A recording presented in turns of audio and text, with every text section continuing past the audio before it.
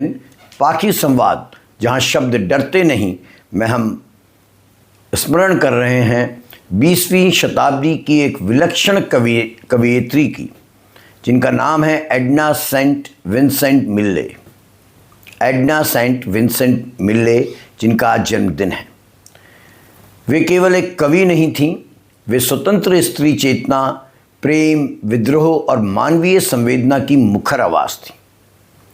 1892 में अमेरिका के रॉकलैंड में उनका जन्म हुआ और उनका बचपन बेहद कठिन या बेहद आर्थिक संघर्षों के बीच बीता। यदि आप इसको इक्वेट करें, तुलना करें, तो कल हमने निराला की बात की थी, महाप्राण सूर्यकांत त्रिपाठी निराला की। निराला जी का बचपन भी बेहद आर्थिक कठिनाइयों से गुजरा था और एडना का बचपन भी आर्थिक संघर्षों के बीच बीता। और मुझे लगता है कि इस प्रकार के जो संघर्ष होते हैं, चाहे वो पारिवारिक हों, आर्थिक हों, ये आदमी को ज़्यादा संवेदनशील बनाते हैं।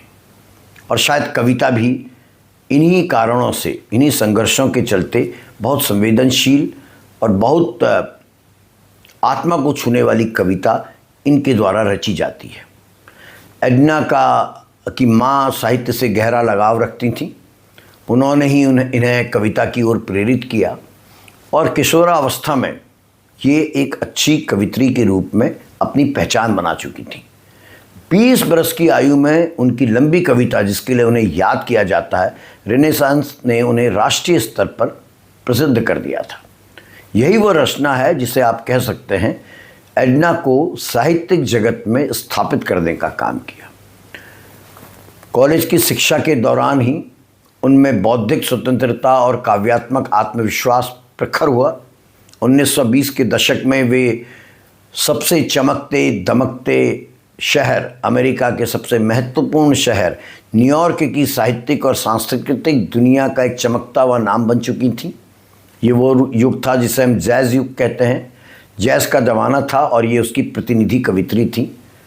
ओपन थॉट्स, मुक्त विचार, स्वतंत्र प्रेम और स्त्री स्वायत्तता की कट्टर समर्थक। उनकी प्रमुख कृतियों में रेनेसांस एंड अदर पोएम्स 1917 में प्रकाशित, a few weeks from thistles 1920 में, the harp weaver and other poems 1923 में और फैटल इंटरव्यू 1931 में प्रकाशित हुई।